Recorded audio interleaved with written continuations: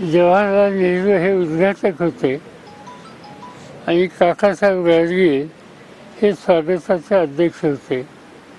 तर्कचित्र लक्ष्मण शास्त्री जोशी यांच्या अध्यक्षतेखाली ते अधिवेशन झालेले होते. यावेळेचं अधिवेशन सुप्रसिद्ध साहित्यकार डॉक्टर तारा भवारकर या अध्यक्ष आहेत. या आजपर्यंत ज्या महिला अध्यक्ष झाल्या त्याच्या या 6व्या महिला आहेत की जे अध्यक्षपद भूषवत आहेत.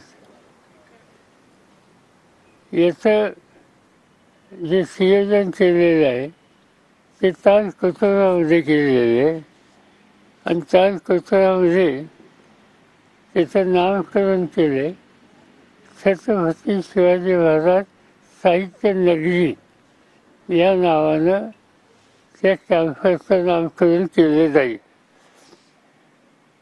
या अधिवेशनासाठी महाराष्ट्राचे मुख्यमंत्री देवेंद्र फडणवीस यांना निमंत्रित केलं आहे आणि महाराष्ट्राचे दोन्ही उपमुख्यमंत्री त्यांना निमंत्रित करणार आहोत. देवेंद्रांना केलेलं आहे. त्याच्यानंतर ह्याचं जे मुख्य सभागृह आहे त्याचं नामकरण केलं आहे डॉक्टर बाबासाहेब आंबेडकर सभागृह म्हणून. मुख्य प्रवेशद्वार जे आहे त्याच्यामध्ये 2 नाव आहेत.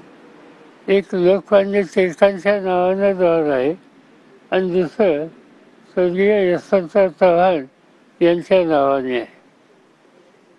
आमची अपेक्षा अशी आहे की या साहित्य संमेलनाला दिल्ली आणि मिलन महाराष्ट्र इथं साधारणतः 5,000 साहित्यप्रेमी हे उपस्थित राहतील आणि आमच्याकडे जी माहिती आहे याच्याशिवाय 2500 प्रतिनिधी महाराष्ट्रात नाही.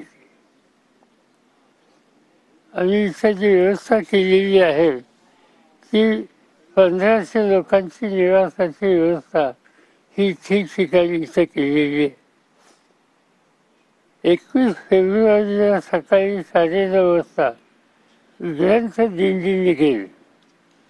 त्याचा कार्यक्रम तो 21 तारखेला आहे.